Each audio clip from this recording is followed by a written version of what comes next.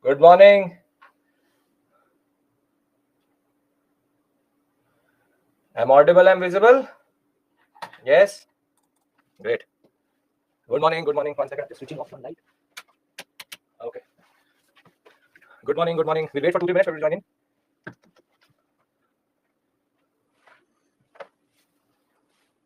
Okay. Good morning. Good morning.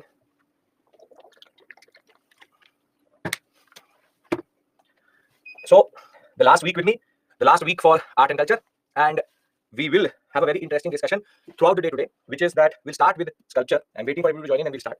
We'll start with sculpture. Very interesting topic. Thereafter, once we discuss this whole section of sculpture, we will move to School of Art being the most important. Thereafter, we'll move to dances and music and festivals. That is our next subsection. We'll do these previous questions also. So we'll now move to smaller topics, the 3 small topics thereafter. And then once we've covered dance, festival, puppetry, we'll go into even smaller topics, which is very simply the concept of we have to go through all of these things. Thereafter, once festival is over, we will move to martial arts and theater, music, martial arts, and handicrafts. So you can see now we are moving out of that big subsection, very big subsection, and 3 major thematics we have. One would be the festival, dance, and puppetry section, and thereafter we will have the next most important area, which is going to be handicraft, theater, music, and martial arts. And we should be listening to music today as a part of the process to understand music, what is improvisation, what is repetition, and over and above that, we will also try to develop a certain habit, because as a UPSC aspirant, you have to write hobbies in your what we call as the interview or the personality test, and therefore you should know or should have an idea about basic music, which the board would like. So that is the way we will go about it. So we have these for today. Tomorrow I bring Nitin Singhania with me. And very simply, yes, Ankit, perfect. We will have Nitin Singhania. I'll get Nitin Singhania with me. The smaller topics again, UNESCO, World Heritage, where there is an update with regards to the Chennakeshwar temple and what we were discussing. Shanti Niketan, we'll discuss intangible, tangible. We'll discuss the other smaller topics, and we'll discuss the current affairs as of right now. For example, what are the symbolism which were there in G20 and the whole UNESCO update with regards to other smaller topics also. So by Sunday evening, we'll be doing current affairs, and we'll also do the mains questions which are relevant for your preparation. And very simply, we will close art and culture by tomorrow 8 p.m. Today we have started early because of the issue which came last week, and therefore I have taken 1 hour extra so that we can go at a good pace and generally cover everything in the right time. So in the last week, we have covered and we have very simply done architecture as a very big topic. Then paintings, Bhakti Sufi has also been done. So the big 3 are done. The next is this sculpture section, and thereafter your big 4 are done. Once your big 4 are done, we will, as I said, festivals, thereafter the handicrafts, and I'm going to do something right now which I should tell you also. So first things first, is everybody here? Everybody's ready? Can we start our discussion for today? Yes? We waited for 8 to 9 minutes for everybody to come through. Yes or no? Yes. Okay. Now when we talk about art and culture, there are certain areas which are in which you can expect mains plus PT questions, and there are certain areas which are purely prelims oriented, and you should have an idea about it. Where can they ask questions from mains and PT both, and prelims more towards prelims? In a rare case, very rare case, you can get a mains question. Very rare case. Now let's talk about the mains plus PT areas. For example, architecture, paintings, sculpture, Bhakti Sufi. Thereafter, you have dances. You can get a question, for example, out of foreign travelers. You can have questions from literature. You can have questions from 6 schools of philosophy, which we do tomorrow. Thereafter, you also have questions from the concept of numismatics. You can have questions from the areas such as importance and conservation of art and culture. You further can expect questions, very generic questions, about periods and their contribution. The numismatics means study of coins. You can also get questions from science and technology. You can, and this year question came, you can get questions from Buddhism and Jainism, which we already covered in ancient India. So you can see that the questions here are both mains and prelims. These are heavy topics.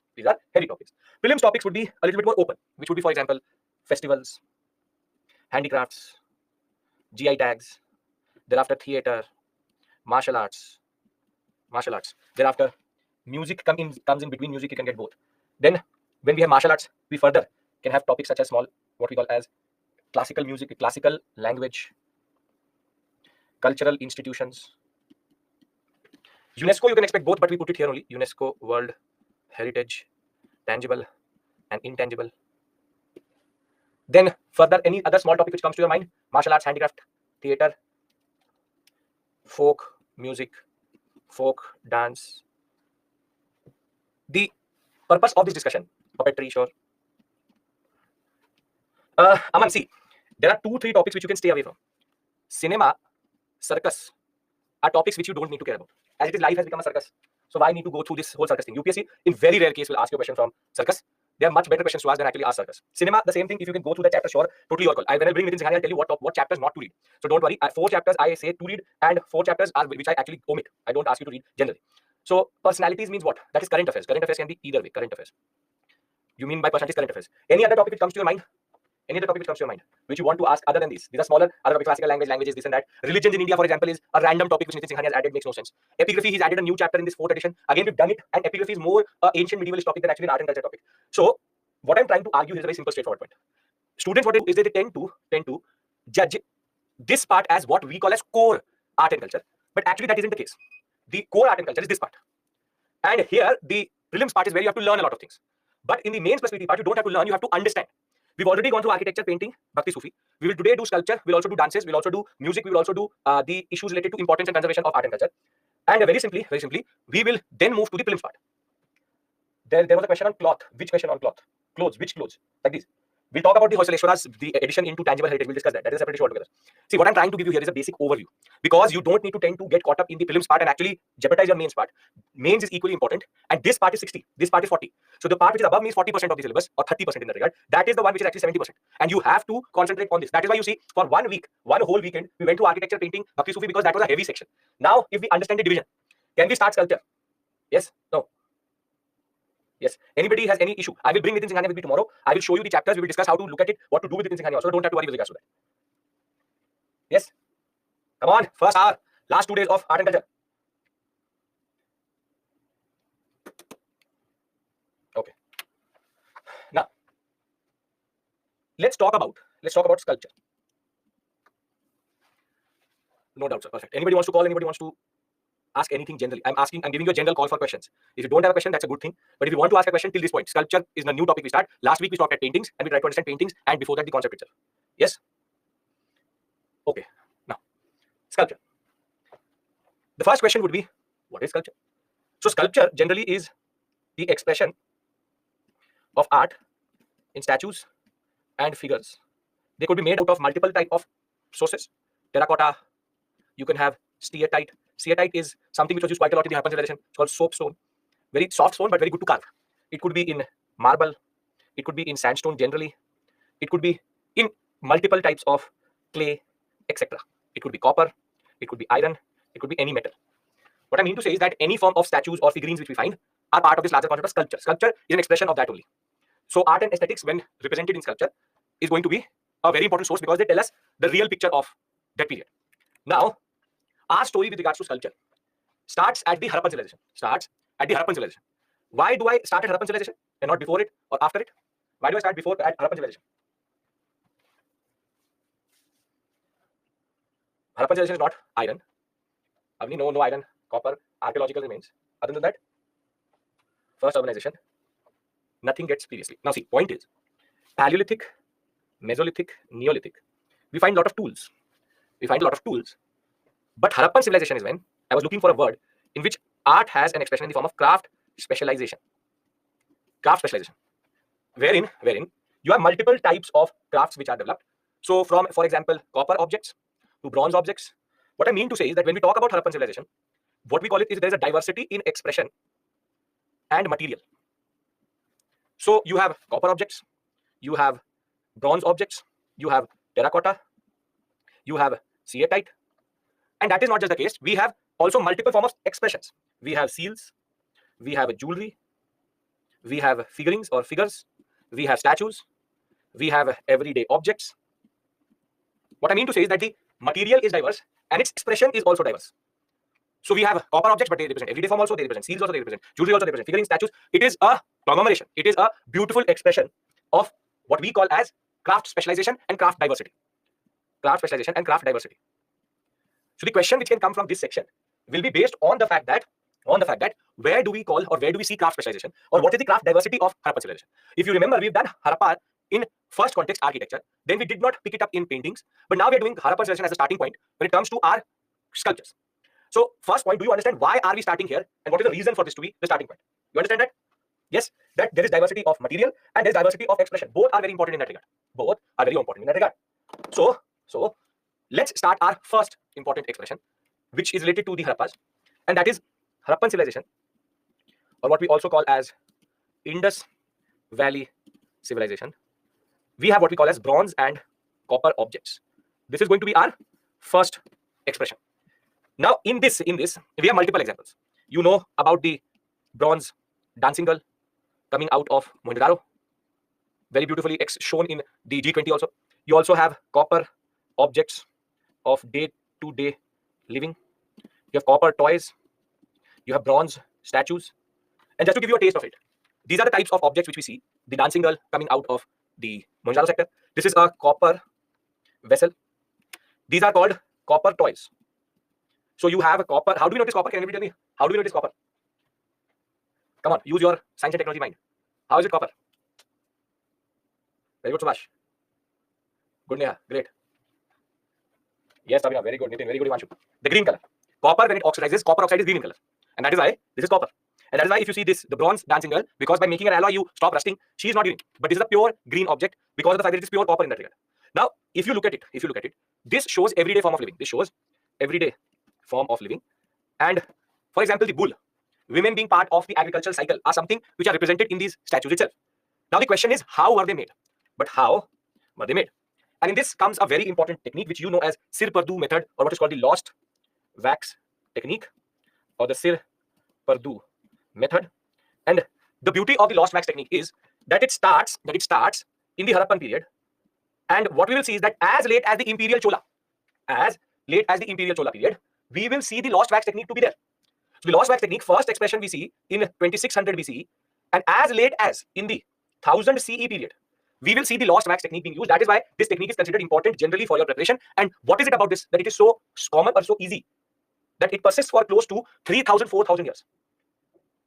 Now, let's try to understand how does the lost wax technique work. Would you like to know it? How does it work? You don't have to learn it, but it's a very interesting thing. And why do we call it lost wax? The name you will understand from the process itself. From the process itself, you will realize why it is called lost wax technique. See, what is done is that you take an object. For example, I have to make this object. So what I will do is that I will make a wax model of this object. I made a wax model of this object. Now, what I will do, I will then surround this object with clay. So I will take clay. And put this object in it.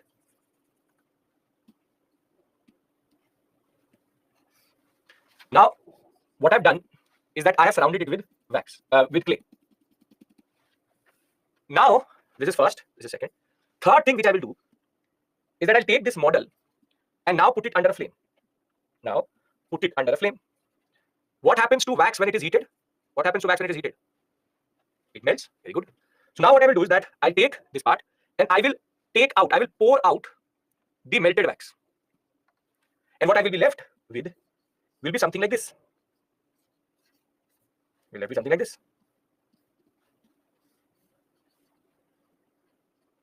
Yes, what I'm left with is clay which has hardened and a empty space which represents the shape of the wax model which I put through. And now what I will do, I will pour the copper inside it. So I will pour copper inside it. And I will let it solidify. And later then I will break the clay. And what I will be left with is a copper object out of this. Now are you getting it? Why it is called lost wax technique? Because the wax in this is lost, or the wax model in the process of making it is removed from the mold itself. So if I have to make this pen, I will make a wax model of this pen with all the contours I need. I will put it into clay. Then I will heat the clay so the wax will melt. I will then remove the wax. Now I have a mold of this pen. I will pour the copper, let it solidify. Then I will have a copper object. This is what this also shows you. That you make an object, put it into clay, heat it, remove the wax, then pour your metal, and what you get is a metal object. Now it's very easy to make these very big objects. Imagine that this whole thing has been made by lost wax technique.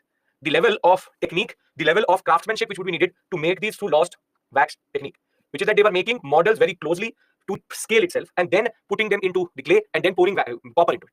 This is a method which is very simple, but in most of South India till today, a lot of our casting technique is based on lost wax technique. And a lot of objects which are made today of bronze and copper are made by this whole concept itself. So now nobody is going to ask you how the lost wax technique works, but do you understand that why is it called lost wax? So that you never forget it generally. Are we clear with regards to the why it is called lost wax? Yes? Okay. Now, the first expression as we see is copper objects, bronze objects later. The Sir Pardue method is used. Objects are made out of gold and silver also. Same technique for gold and silver objects. Lead was also sometimes used, and the bronze dancing girl in herself is a very good expression of this methodology. Now, this doesn't mean that they were only producing copper objects. They also produce what are called stone and terracotta. What is terracotta? Terracotta is nothing but dried clay. You can also use it if you want to. Take clay, you make it a little bit damp, give it shape, keep it in the sun, and what you will get is dried clay, which is nothing but terracotta.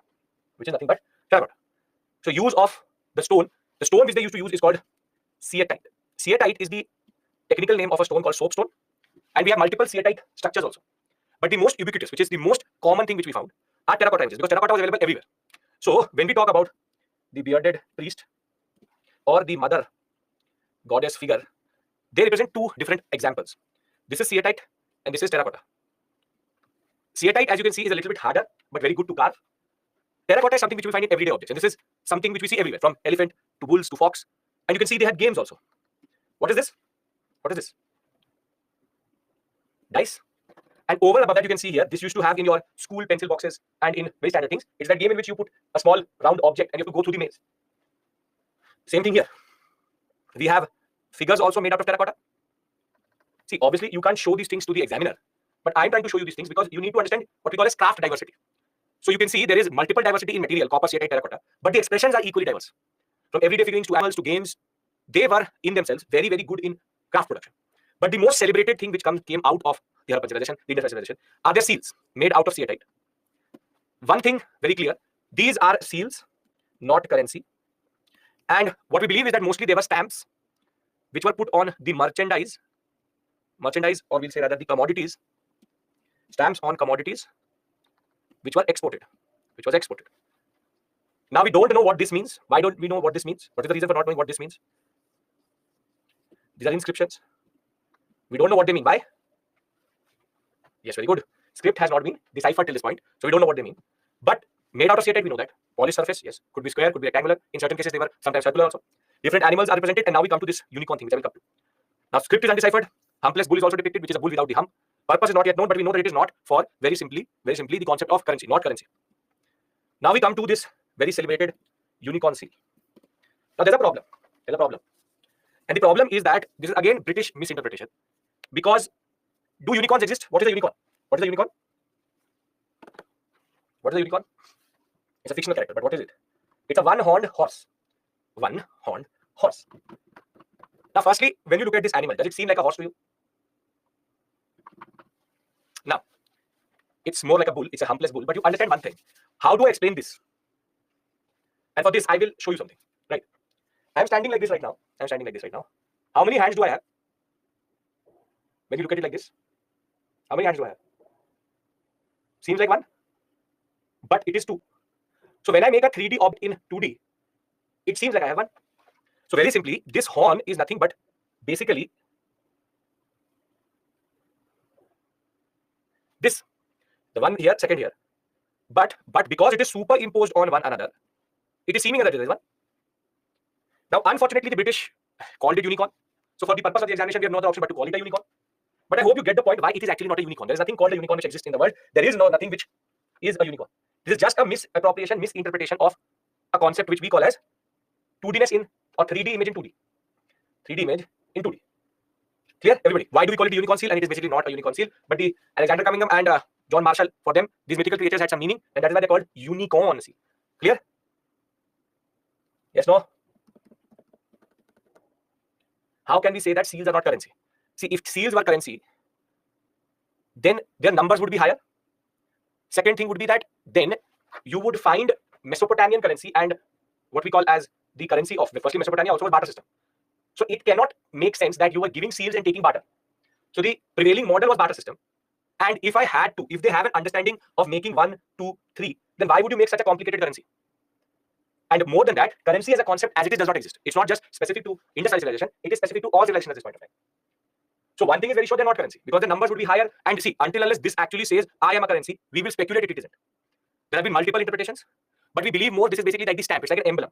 And it makes more sense because the words are reversed.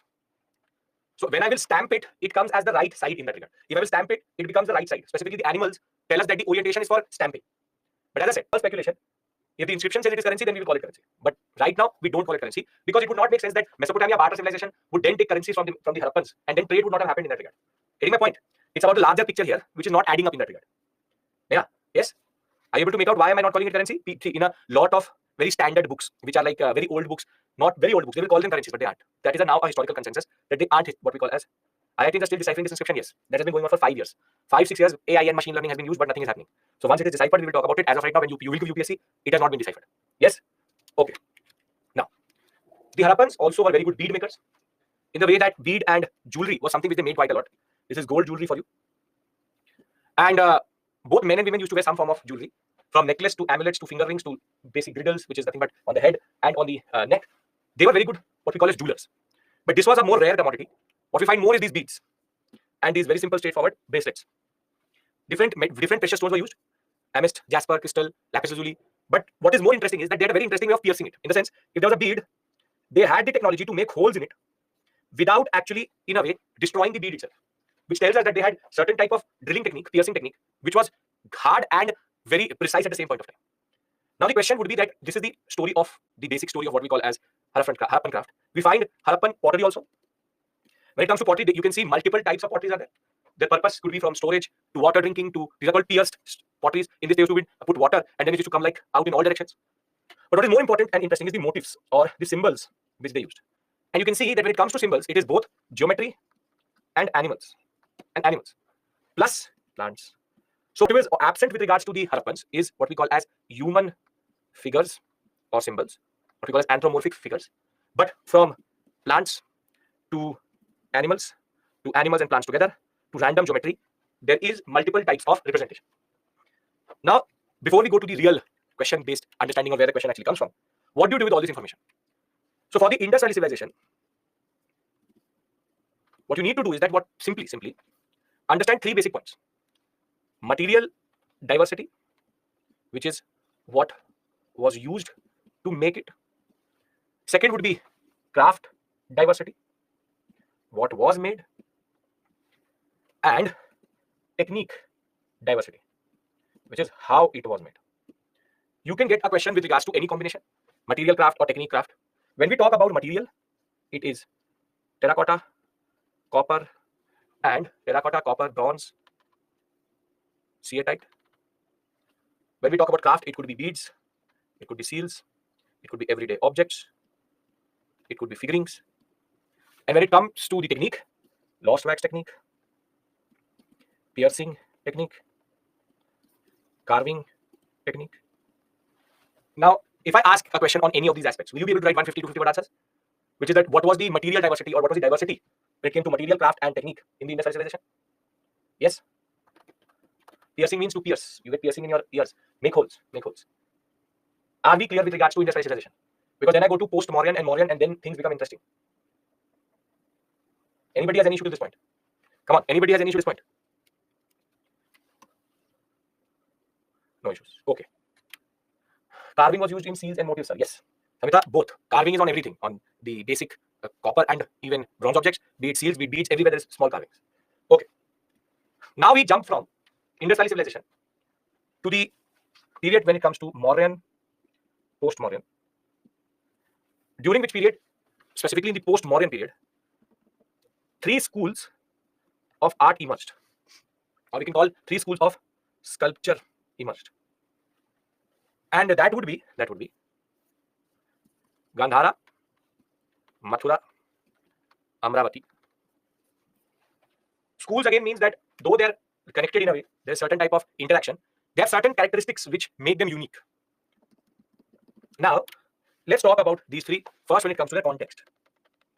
Gandhara, Mathura, Amravati. I'll in the end give you a table in which I will summarize all 3 comparatively. Now, Gandhara automatically means north-western sector. Gandhara, Takshila, Indus sector. And if I call it the post-Mauryan period, which dynasties would have existed in the northwestern sector? Use your ancient India information and tell me.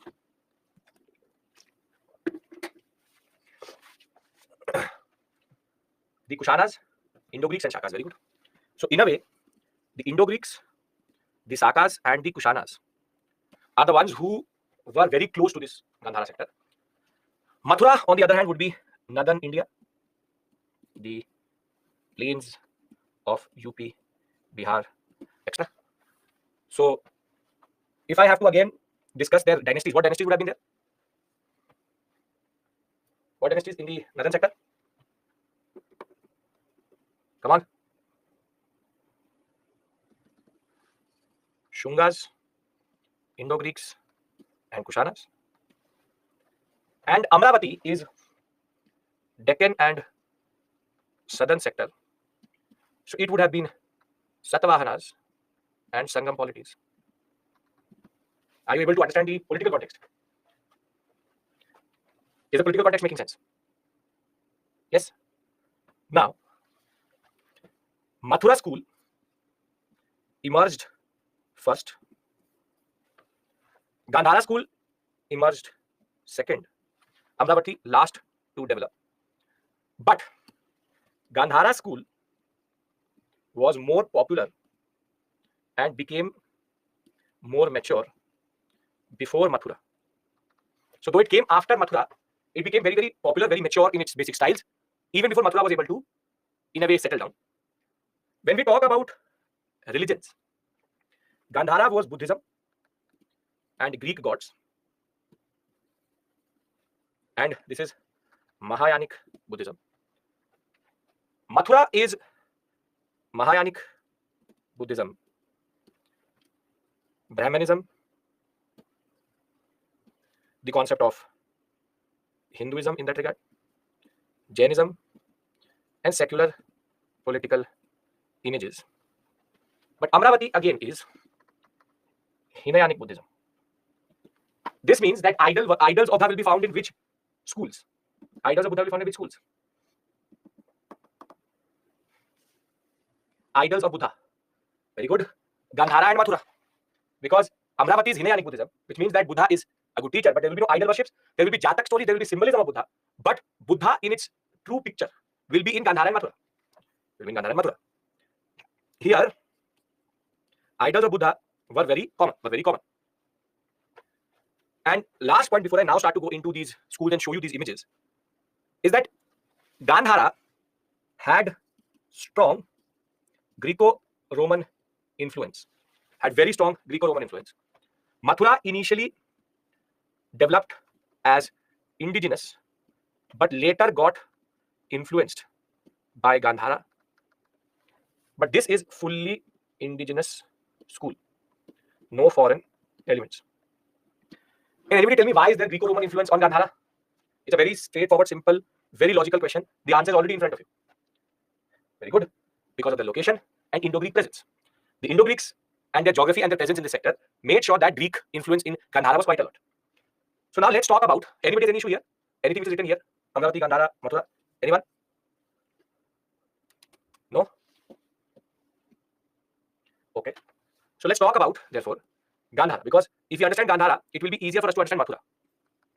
So let's talk about Gandhara School of Art. Gandhara School of Art. Now, when we talk about Gandhara School of Art, we know the location. Location is northwestern sector. We know the religions, which is Buddhism, Mahayanic, which is Mahayanic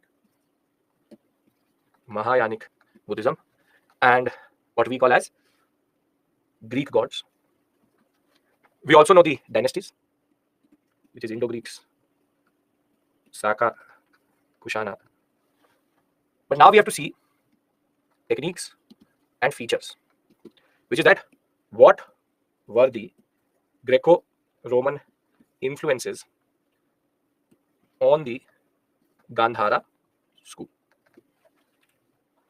For that, let's talk about the images. There are 2 to 3 images which you need to see. This is called starving Buddha, this is called meditating Buddha, this is called standing Buddha, copper, and this is a secular image of Buddha while standing. But again, this is meditating Buddha. Again, Buddha you can see in his Siddhartha form and then his Buddha form.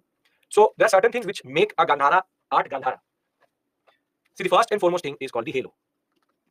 These are all Greco-Roman features of Gandhara, which they basically picked up from the images of Apollo, of Zeus, of Athena. These are Greek gods which are represented. One is called halo. Second is called curly hair, or what we call as wavy hair. Thereafter, the clothing, which is draping, which is Greek way. Thereafter, one more interesting thing. elongated ears, then half closed eyes. Then there is also something called forehead lines, forehead lines. But the most interesting, stoic face or expression or expressionless or neutral expression. This was stoic face, no real emotion on his face, no emotion. You see, we can go one step further, which is, for example, halo, curly hair, elongated ears, forehead lines, meditative or half closed eyes, Greek clothing or draping. And this image in itself is considered a masterpiece because of the level of detail. You can even see the nerves and the veins of Buddha, the starving Buddha. But again, expressionless or stoic face. The simple point is that Gandhara sculpture used a bluish gray, sometimes black sandstone, and in order to give this detailing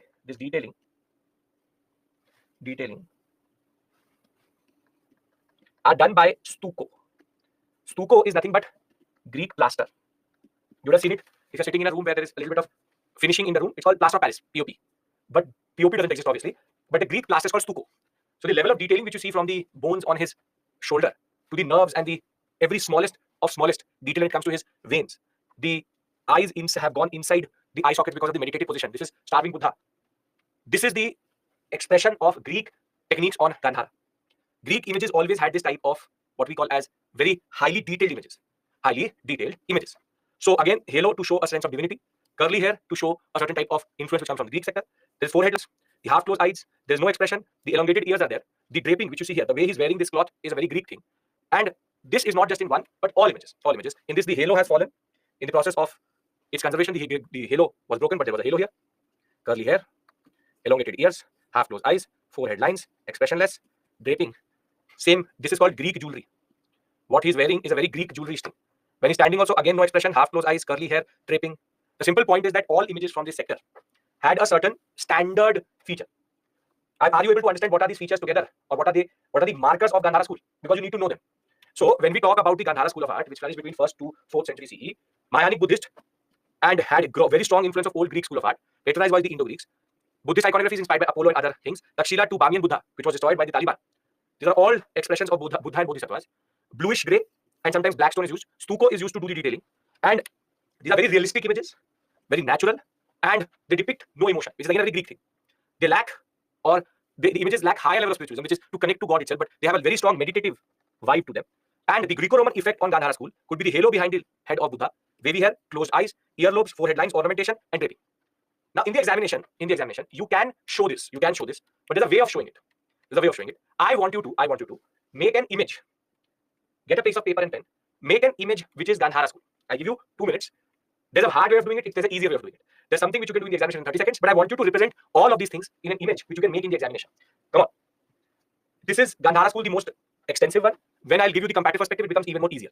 So come on, represent and tell me.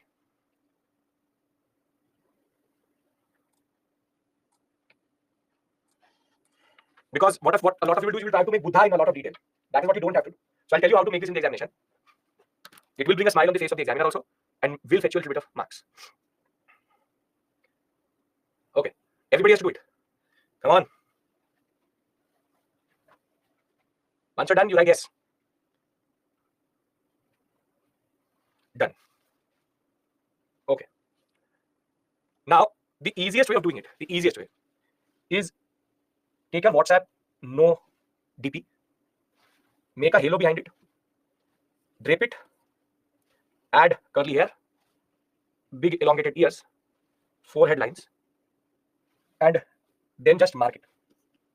Draping, elongated ears, halo, wavy hair, forehead lines, no expression, and half closed eyes. If you have time, you can make those eyes.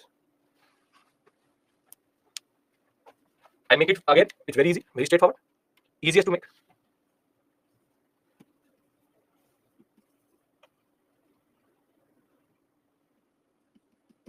Easy. It's not the most beautiful. It doesn't represent Buddha, sure, but it does the job.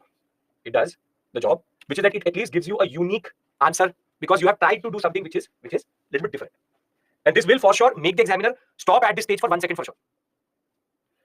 If I'm going through a question paper in which everybody is writing the same answer and I come across this type of image, it should create a certain type of effort which the student has put through to make it more interactive.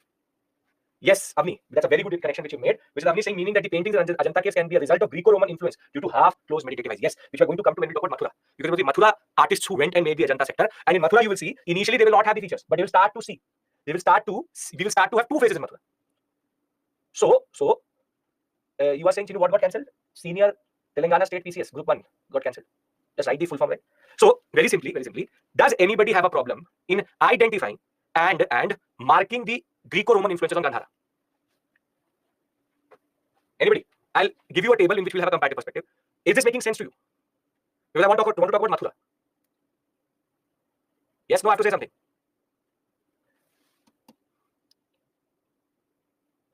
Come on.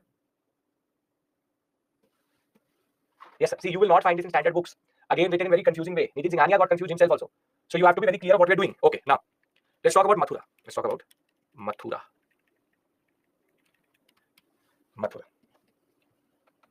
Mathura, School of Art. Anybody wants to say something?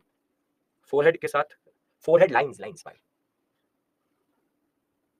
There was a question that specifically has Roman influence. Some that's exact same thing what you need to be written. UPSC asks a straightforward question in that.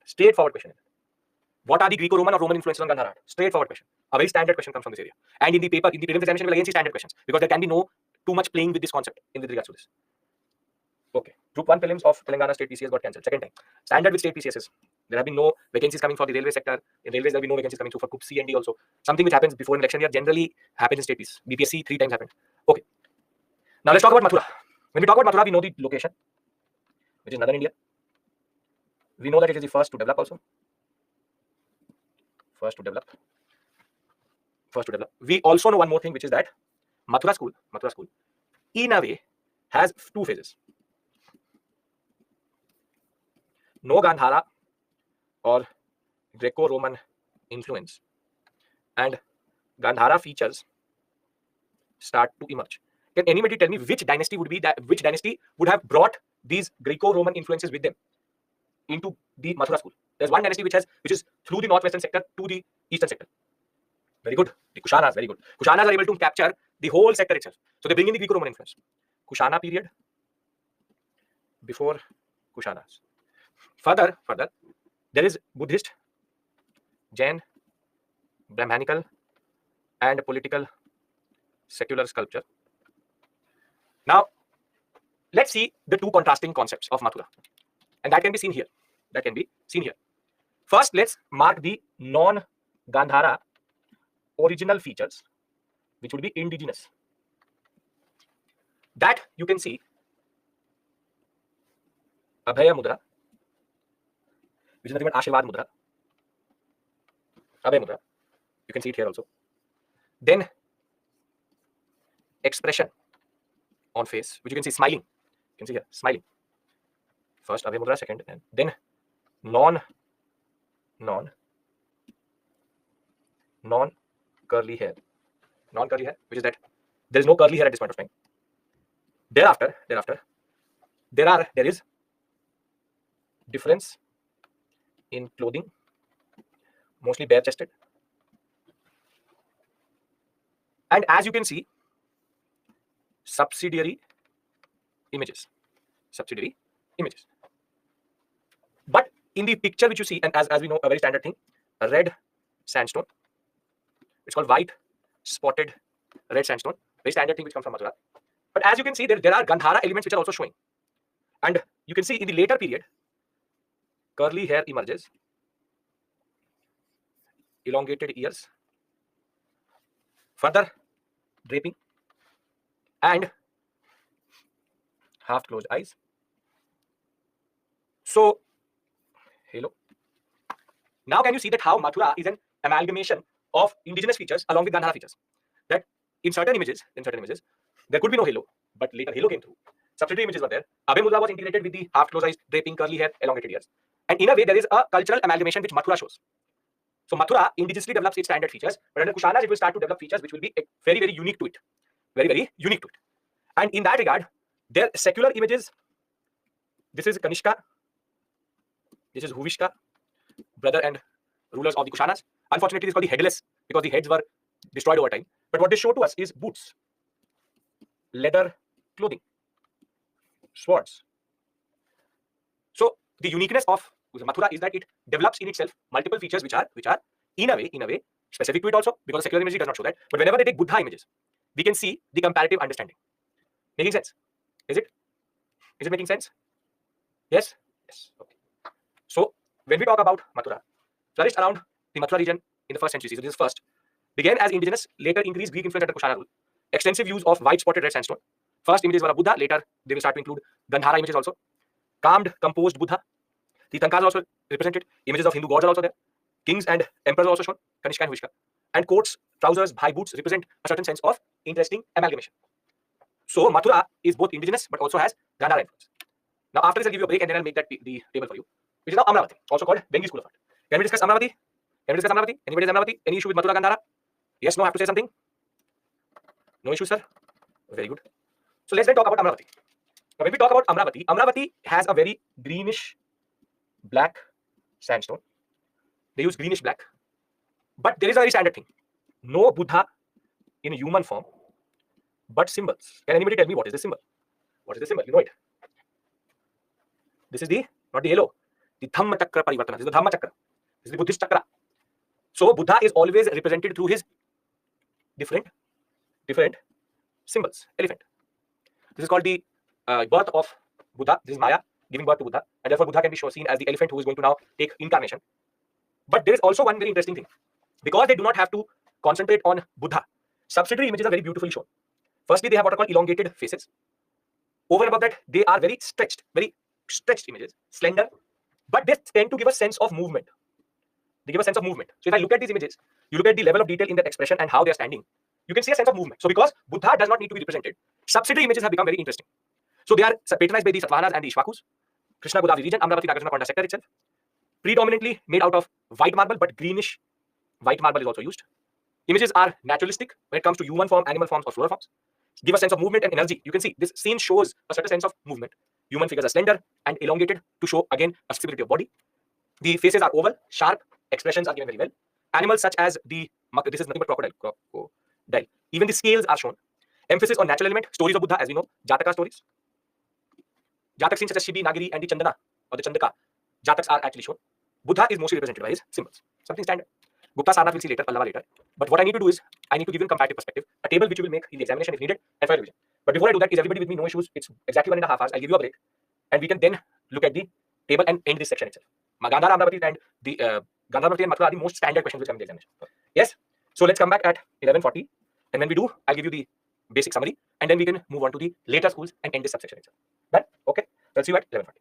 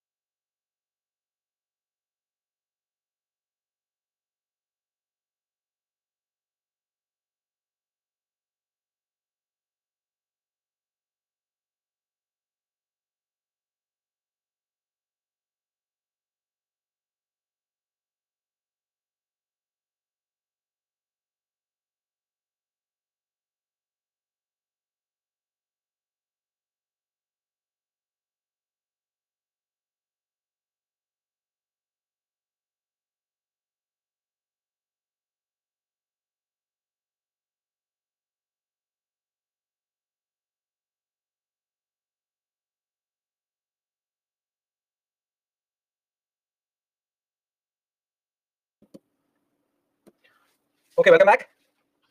Welcome back. Welcome back. Can we now summarize these three together? Is it making sense? Anybody wants to call? Anybody wants to ask something? Something which is not making sense. Come on.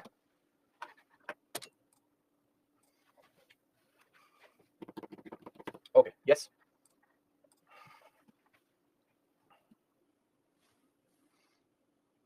A lot of you are very silent today. It's like because I called you early. That is why. 2 hours early on Saturday and you are sleeping. Because we are writing, sir. Oh, very committed students. Very good. Very good. Very good.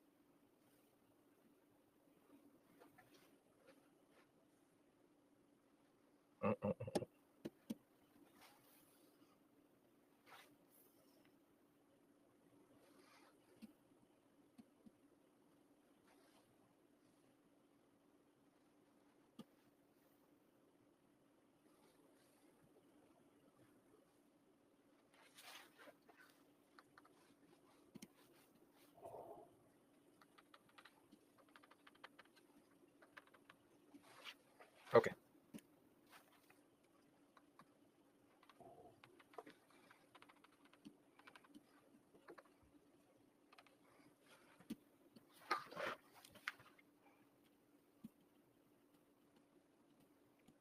Indo-Greek Saka Kusana.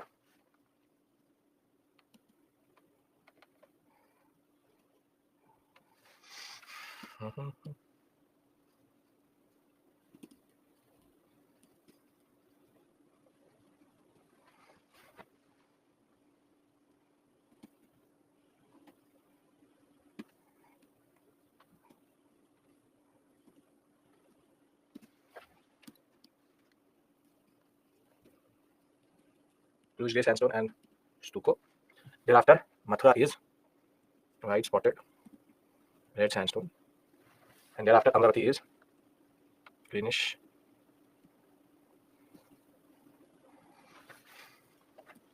then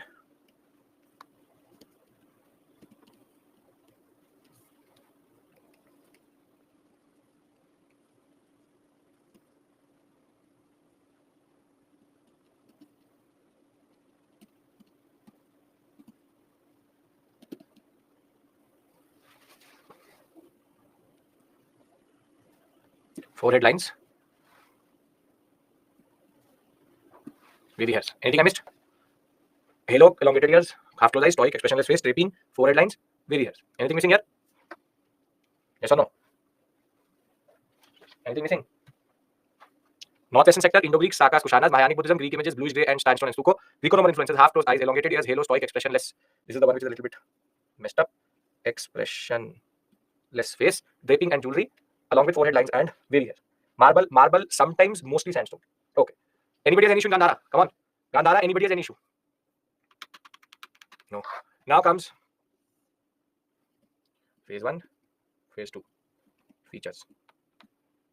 Non-wavy hair. Abhay Mudra. No halo. Expression on Buddha face. And one more point. Subsidiary figures. Phase 2. Wavy hair. Half closed eyes. Elongated ears. Halo. And then Abhay Mudra. Expression on face. Bare chested. Draping and bare chested. So if you can see, phase 1, phase 2, there is continuity, but there is also a Greco-Roman influence which comes through in phase 2. Thereafter, Amravati is very straightforward. Buddha through symbols.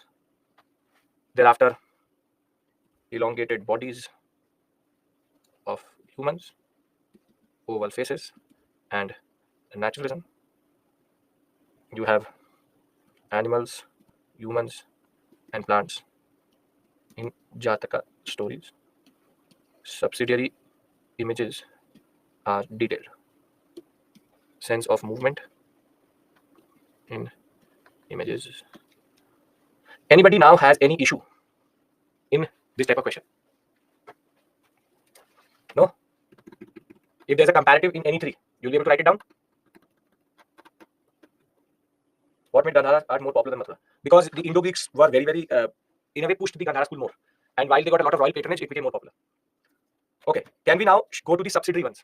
These are the ones which emerged later, and we can then, after we do this, we do some certain questions, which we will then move to dance and puppetry. So the slide once more. Yes. Can we move forward? Have to say something? Yes. Yes, sir. Okay.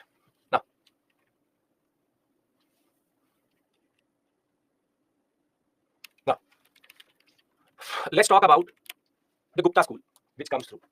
See, the Gupta and the Sarnath school, there are two which are overlapping to each other. Gupta is the bigger school, Sarnath is a subset of it. And in the Gupta school, the art starts to become more and more complex, which is reflected in the temples. Takes a lot of cue from Mathura and Amravati school. And now you have more contemplated spiritual images, which are basically based on the larger idea of Buddha, the larger idea of Hinduism rather. And with Hinduism coming through, the Bhagavad cult coming through, or the Bhagavad Puranic based Hinduism coming through, the point was that temple building will become very, very important. And now within the temple building, this sculpture art is going to become very standard. But during the Gupta period, same during the period of the Gupta art itself, we also have a Sarnath school, which was specific to Sarnath. It will keep the Buddhist school alive. And their most important feature, very, very, very important, the most important feature is cream colored sandstone. If you ever see a image which has been made in cream color, which is this yellowish color sandstone, it has to be Sarnath. They will keep Buddhist art alive. And Buddha is shown in different mudras, slender, very graceful images, downcast eyes, which we already saw, introspection, omniscience, which is again this time of meditative concept itself, and draping, even fully dressed and draped. I mean, again, you can see that Gandhara, Mathura mix in that regard. And by the time we come to the post-Gupta period, the sculpture art is now going to start to move towards the south. And it will rather be the Pallavas which will take up the sculpture art. But we also saw at Elephanta, at Ellora, at Mahabalipuram, sculpture had now become very big. So just to give you a basic idea of this basic chronological order, I'm going to add it here only. You have post-Mauryan, Amravati, Gandhara, and Mathura. And what happens is that Amravati, Mathura influence goes through in the Gupta school. It is again in the Gupta period. But at the same point of time, Gandhara, Mathura come together to produce the Sarnath school. The Sarnath school. And therefore, they are parallel to each other coming in the Gupta period. And thereafter, all of this will go to the Pallava, etc. period, which is post-Gupta. How does it make sense? How they're placed vis-a-vis each other. How they mix and match to very simply produce Pallava art. But when we talk about Pallava art had a problem. This is called Arjuna's penance. It's a very celebrated descent of Ganga, Arjuna's penance at Mahabalipuram. Can anybody tell me what is the issue in this image? Can anybody tell me the issue in this image? Or this sculpture? It is narrative form, sure. But there are technical issues in this image. What are the technical issues? Very good. Cluttering. Neha, how the scale, border. Rock can't be carved easily. Rock cut mixed. See, firstly, it is cluttering. Too much has been pushed into the image. The other is issue of scale, which you can already see. The elephants and the temple is smaller than the elephant itself. If I zoom a little bit more, you'll see that how there is too much cluttering. Too many images, too many elements were added to this Arjuna's penance, though they are very well carved. But the issue of scale and cluttering remains. And this is very specific to Pallava. In Pallava, Buddhist tradition ideas are taken, monumental but linear. This horizontal nature, which is carving on stone, is the problem. Rather than making sculpture, they're making horizontal images. And that is where the issue comes through. And the problem issue of scale and the concept of cluttering is there. But the Pallavas, rather than just taking rock cut architecture, which we already saw in the form of the Pancharath, will later abandon this concept of using sculpture as a form of making temples. And they will revive back a technique which the Cholas will take it to the zenith, which is lost wax technique. The Cholas are the ones who bring back the lost wax technique and now start to make bronze sculptures, which till today are every thief's dream, because Chola bronze sculpture was out of the world itself. And they were so good at making metal sculptures that they were even able to make an alloy of 5 different metals, Panch Loha. Thanjavur will emerge until today is a very important place for Chola bronze images.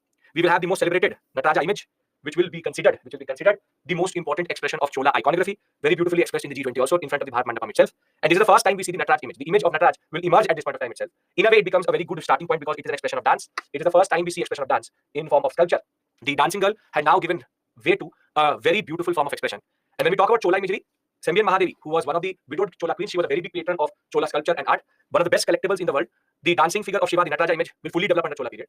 And thereafter, the Chola iconography, the Shiva iconography will be taken forward by the Vijayanagara state, where the Vijayanagara period, not just sculpture was made out of bronze. Krishnadevaraya with his 2 queens, Tulamba and Chinadevi, they were shown in life-size bronze sculptures inside the Tirupati temple itself. Till today, in the Tirupati temple, you will find life-size images of Krishnadevaraya and his 2 queens in order to show their perpetual devotion to God. So the king standing in a Namaskara Mudra is a very, very interesting way in which we can in a way see the whole sector what we call as culminate. So we start with the lost wax technique of the Harappans, who were only able to produce maximum bronze dancing, a very small image that way. That was taken to the next level by the Cholas, who are now producing Nataraja image, which is in itself a masterpiece. But when we come to Vijayanagara rulers were now making bronze statues of kings and queens. This shows you the craftsmanship and the technological development, but somehow still by the lost wax technique. This is the beauty of the technique called lost wax technique, that it could be used in 2600 also, it could be used in 2600 BC, it could be used in 1000 C, and it could be used in 1300, 1400 C. That between 4,000 years, same technique persists. In between, we do get what we call as sandstone sculpture, which will first start in the three schools, the Mathura, Amravati, and Gandhara schools, and thereafter go into temple architecture.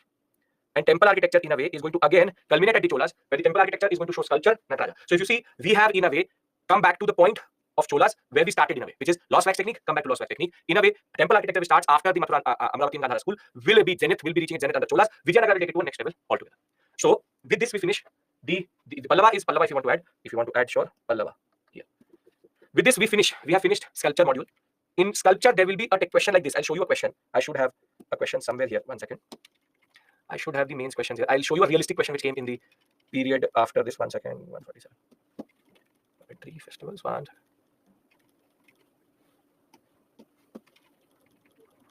We have to cover all of this today. I'm looking for the previous year question. Mains. It's in the next tomorrow's module. Okay, no issues. I'll write the question for you.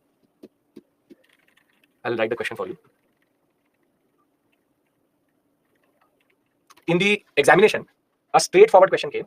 Discuss the Greco-Roman. These people are enough. You have to just revise from Nitin Singhania. The question was, discuss the Greco-Roman influence on Gandhara school. Standard mains question came. I'll show it to you tomorrow also. I will do the previous question of films and then move to dances. But can I now say that the big four are done? Architecture, painting, the concept of sculpture, Bhakti Sufi. 4 very big topics. This is where we started our story in the morning, that how we can divide the whole syllabus into certain areas. These are the big 4. From here, you will always get very heavy standard questions. Thereafter, we are now moving to the areas which are little bit prelims oriented, and then we'll mix and match it with mains oriented topics. So I'll show you the mains questions tomorrow. I want to do the prelims question today. But before that, anybody wants to say anything, wants to call, wants to do anything with regards to the big 4 which we've done? I've enabled the live call feature. If it works, why not? Anybody wants to say anything till this point? Any issue, any big issue with architecture, any big issue with painting, sculpture? Because now the orientation changes a little bit. This is the heaviest section of all, which is architecture, painting, sculpture, Bhakti Sufi. In a way, we've covered a major chunk of Nitin Singhania also. Nitin Singhania, sculpture and architecture is 1 chapter, 92 pages. Then the next big chapter is painting. That is also done. Bhakti Sufi is also done. Now there's smaller chapters. Now can I very simply say, anybody has any issue? You have to say yes or no right now, because then our orientation changes. Anybody wants to ask anything with regards to architecture, painting, sculpture, Buddhism, Bhakti, Sufi, because we have already done this also. Buddhism, Jainism already we've done, except for literature part, we've already done in ancient. So is this all clear? Hoysaleshwara temples were in the news, I know that. Enough. Tomorrow I will discuss the UNESCO tangible heritage. I will discuss Shantiniketan and Hoysaleshwara temples. Don't worry about that. That is separate issue altogether. Vijayanagara is zenith in bronze imagery, Chola is zenith in temple architecture. That's a right way of saying it. But we believe that Chola were the ones who, in a way, matured the lost wax technique so much that the Vijayanagara were able to use it. Vijayanagara, in that regard, is in that way what we call as simply the concept of zenith of temple, and both in a way bronze, but Cholas are temple for sure. Vijayanagara is a logical corollary, a step forward to Chola in that way. Vivek, what should I recap? You have joined at 12:05. 2 hours into the class you've joined. Right now I can say Vivek Bhushan joined. When Hardeep said no before it, Hardeep said no issue after it. Now what do you want me to revise with you? Recap the whole syllabus? Can I discuss prelims questions? The class was from 12 p.m. No, it wasn't. Yesterday also in world history you were there. Multiple times I said 10 a.m., 10 a.m., 10 a.m., 10 a.m. There's an email which would have gone to you saying it is 10 a.m. Your dashboard shows 10 a.m. So you would have to watch the video of the last 2 hours. Notification was also there. So everybody was there for the past 2 hours. Don't make this excuse that you did not know. Yesterday you were with me in world history, right? Text message also came. So Subhash is saying, Vivek, you were with me in world history, yes or no? I know you were there because you type in all caps. So I know your way of writing a comment. So check your email, check your text message, check the recording of yesterday's class for world history, and you will realize that I said that it is from 10 to 8. So I will now, let's take the previous year questions, a little bit of questions which I want you to, which one we were not able to take. This we've already done. This we did not do. Consider the, yes, but usually it is from 12. Sure, why not? Usually it is always from 12. Yes, totally perfect. Factually totally correct, 100 out of 100. But it is today from 10 to 8. Was told to you multiple times. So just watch the video again once the part A is over. Okay. Consider the following historical places. At least this is what I expect from you, that as a UPSC aspirant, you are at least aware of what is happening around you. Multiple messages went through to you. Last class also I said in class. In yesterday's class I also said, but that doesn't really matter. Okay. Now, consider the following historical places. Ajanta, Lepakshi, Sachi Stupa. Which of the above are also known for mural paintings? This is what I was not able to take last time. You will... I'm giving you what? You want a minute? Well, 30 seconds enough for this. Come on.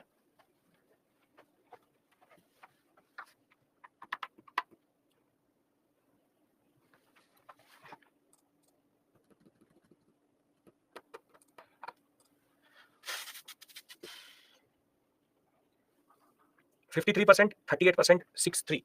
53 totally correct. The people who have omitted Lepakshi. Why have you omitted Lepakshi? See, stupas have no mural paintings. You already know that. Ajanta caves, I showed you the murals. Didn't I show you Lepakshi? What is the most important feature of Lepakshi? What is the most important feature of Lepakshi murals? Come on, tell me. Amita, Subhash, Hardeep, come on. Very good. Amita, absence of primary colors. Which is that color which is always not there? Which is the absence of primary colors? Very good, Avni.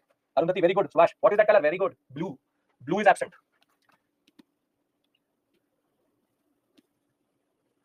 So the answer is 1 and 2. So the people who have answered A, either you need revision, or you are not paying attention, or you overthought. If it is revision and you need to read again, sure. Overthinking, it should not be.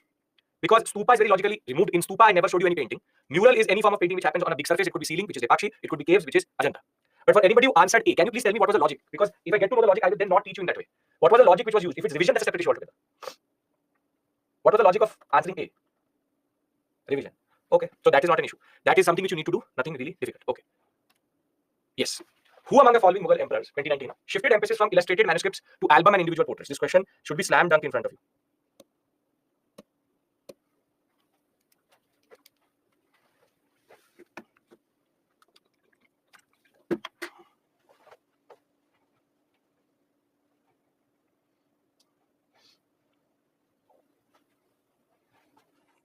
Perfect.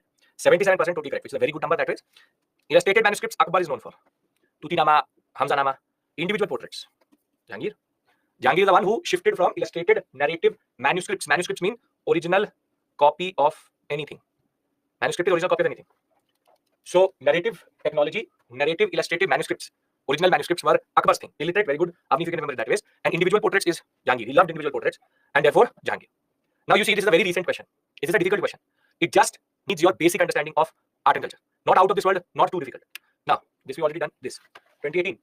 The well-known painting Bani Thani belongs to the Bundi, Jaipur, Kangra, Kishangarh school. Very easy again. This everybody should get 100%. I'll do the 2023 and 22 together.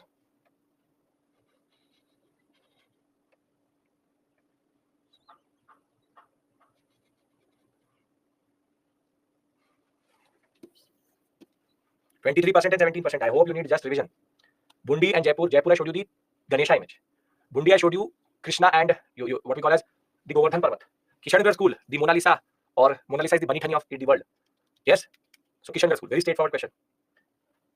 No issues, no issues. You can watch the video later, not an issue. Okay, now we'll take a 5-minute breather here, and we'll now start first dance, then we will move to puppetry, and then we'll go to festivals. So 5 minutes break. We come back at 12:25, and when we do come back, we will now change the taste. Dance is mains and films both. These two are purely films. This is how I actually teach now. One heavy, two small. One heavy, two small. But I'll tell you the reason why these topics are important. Can we come back at 12:25 and start our discussion? One, we will take the break as always. 10 to 1, 2 to 5, and then 5:30 to 8. Yes? Okay. So we come back at 12:25. Anybody who did not give any heed to the fact that the class started at 10 today, that Monica has just joined, watch the video again once part A is over. Sculpture as a topic is done. See you at 12:25.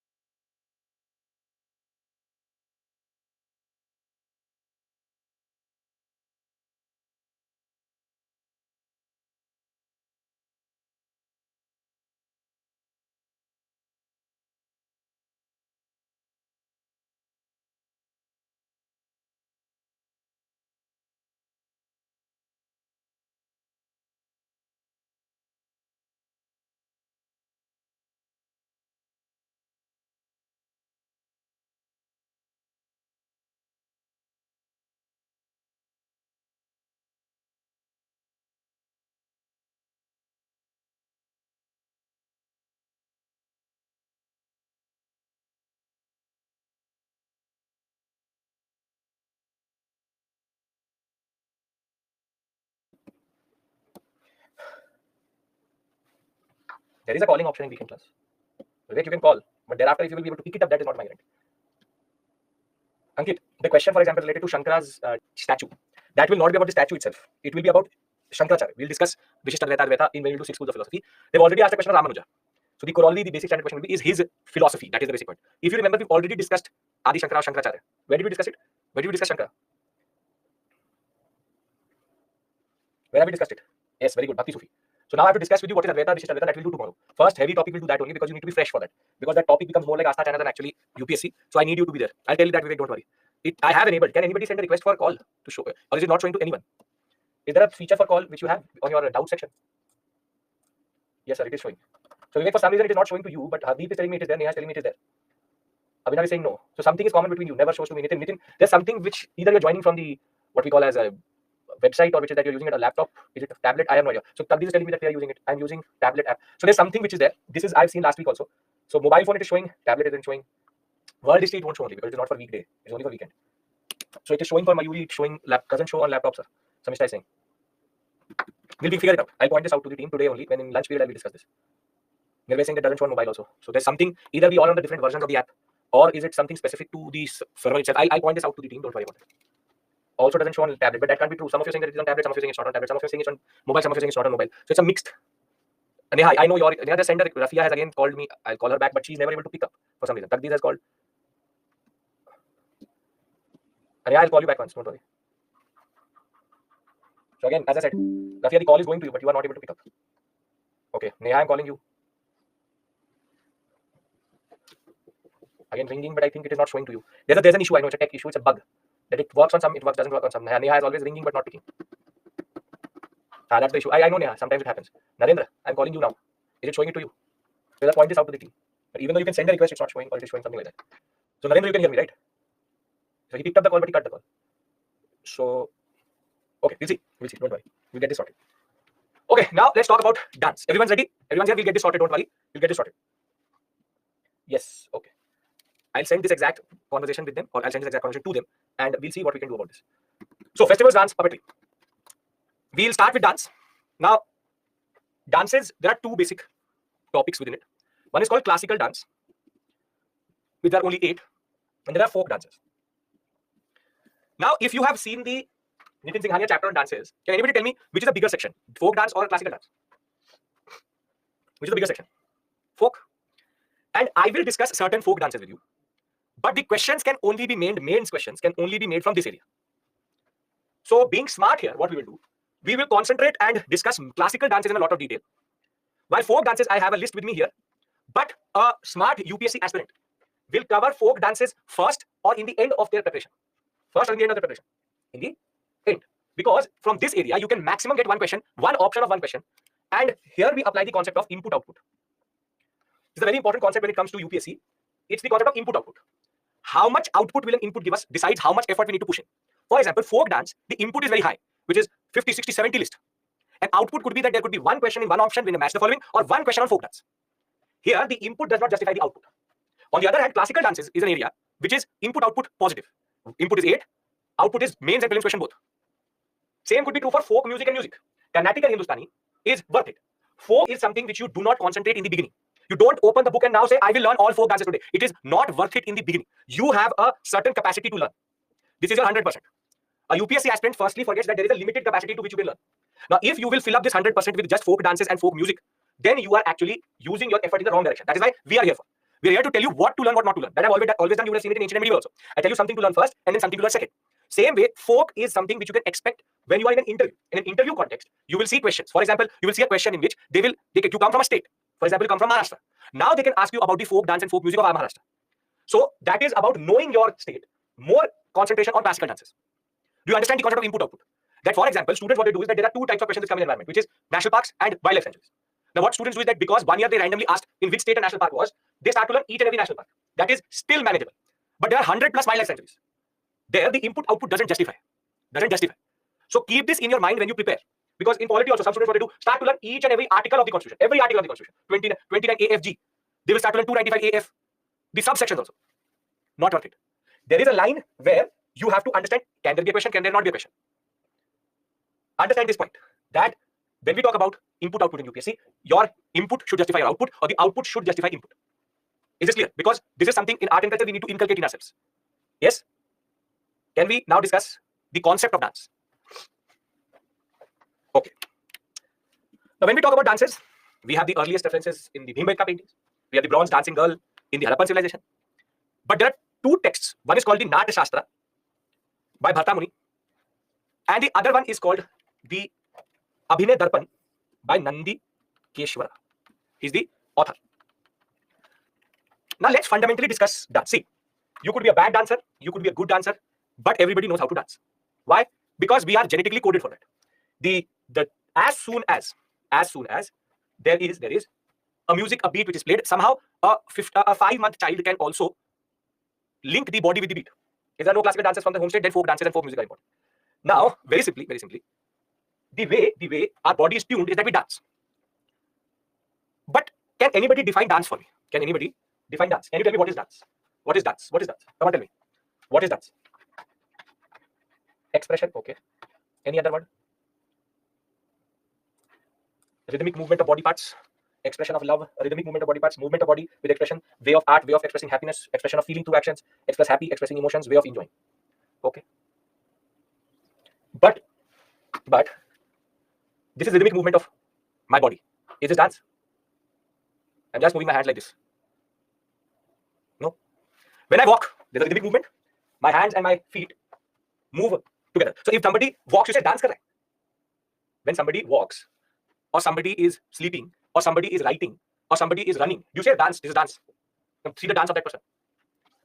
So there are two factions in this class who are saying dance is movement, and one is saying dance is expression. But ironically, dance is both. Without the other, expression without movement is not dance. Movement without expression is not dance. This is how Natya Shastra or Bharata Muni actually described it. He called one Tandava and he called the other one Lasya. Now, first things first, fundamental issue. Please don't read this section out of Nitin Singhania, because somehow he messes up this whole section by saying that Tandava is masculine, Lasya is feminine. That's a very regressive way of understanding dance and even concept of emotion and movement. It's not that men don't have emotions, and it's not that women don't have movement. So he tends to argue that Tandava is the masculine element of dance and Lasya is feminine. See, very simply, Natya Shastra says movement is Tandav. We all do Tandav in our life. We've all done Tandav in our life. In someone else's life also, sometimes. So movement without expression is Tandav. Lasya is emotion and expression. It is only when Lasya meets Tandava that you get dance, or what we call as Nritya. But we'll not call it Nritya because there's one more differentiation. Lasya and Tandava is dance. Difficult to understand? Emotions and expressions, when come together with Tandav, which is movement, meaning movement plus expression equals to dance. And understand this, Lasya is the overall emotion of dance, which is that it could be happy, it could be sad, it could be about expressing a story. You can also express a story. You can tell a story through dance also. So very simply, Lasya is emotion and expression, and Tandava is movement without expression. Anybody has an issue here? No? No? Okay. But Abhinay Darpan by Nandi Keshwara went one step forward and did not divide it into two but three elements. The word which he uses, Nrita, Natya, Nritya. Nrita, Natya, Nritya. Now, Nrita is basic dance steps. Natya is storytelling. Nritya is sentiment and emotion. So what he has done, this is movement or basic steps. This would be similar to what? This is similar to what under Bharta Muni. This is similar to what under Bharta Muni? Very good. It's nothing but Tandava. But Abhinay Darpan opens up Lasya into two elements: the drama, storytelling, and overall message of dance. And this is sentiment plus emotions plus expressions. So basically, he has split up Lasya into two. So for him, movement plus purpose plus emotion equals to dance. dance. This is the interesting story here. This is the interesting story here. Here you can expect a mains question. Here you can expect a mains question where they can ask you what are the basic elements of dance, or what makes a dance, or what are the components? What are the components of dance? And here you have very straightforward Tandava or Nrita, and Lasya or Natya or Nritya. These two represent movement without emotion. This represents emotion, storytelling, and expression. And in this is drama and story, and this is emotion and expression. Anybody here who's a dancer, classical dancer, not dancer, dance to Bollywood music, but proper classical dancer, Bharatanatyam, Mohiniyattam, Kuchipudi, Kathak, anybody? Anyone? Kathak. Anyone else? Kathak, Mohiniyattam, Bharatanatyam, Kuchipudi, you have Satariya, only one. Avni, for you this becomes even more important because this can be asked in the interview. Like if you are a dancer, Yashgana, Sridevi, again, equally important. You have to know these elements because Yashgana is a theatre tradition more than actually a dance tradition. But remember, for a person who's a practicing, yes, Odissi, very good. Odissi, anybody who is practicing, you need to be very conscious of what you say in the examination interview part. So the interview, they would expect you to know more than what a standard person knows. So you should have an understanding that what is Tandava, what is Nrita, what is Lasya, what is Natya, what is Nrita, what are the elements in your dance. I will be telling you that, which is this, what we call as 8 classical dances: Bharatanatyam, Kuchipudi, Kathakali, Mohiniyattam, Odissi, Manipuri, Kathak, and Satariya. If you practice any of these, you have to know more intricate details because your interview will steer to that place. Because in your hobby, for sure, you will write that I'm a Kathak dancer, I'm a Bharatanatyam dancer, I'm a this dancer, that dancer. So anybody who is a practicing personality, please remember these things. This is true for. If you write cricket, and I'm now trying to tell you something which you will not find it, or you will be misled in the internet, which is hobbies. If you write cricket, then understand the game and know the rules and regulations. Know who is Duckworth and Lewis. Understand the physical education part of that. Some people write, I am a cookery. I do cookery. Then the board will ask you, what do you make? They say, Maggie banalta hu. That is not something which is cookery. Gastronomy, you need to have an understanding of every element of palate, genre, differences in that way how the Chinese or the Thai, Chinese, Japanese food are different. If you write, I do yoga, then again, don't randomly say yoga. Then they will ask you pranayams. Bhastrika, everybody knows. Everybody knows standard which Ramdev taught everyone. You need to know what are the intricacies of it. For example, you say, one of you said gym. Yoga master. I'll tell you a story about a yoga master. You want to know a story about a yoga master? Subhash, you want to know a story about a yoga master? See, there was a candidate, it's an old story, it's a Saxena board story. There was a person who knew yoga, good enough in it. But in his hobby, he wrote, like you, yoga master instructor. He wasn't an instructor or a master, he knew yoga. But overconfidence.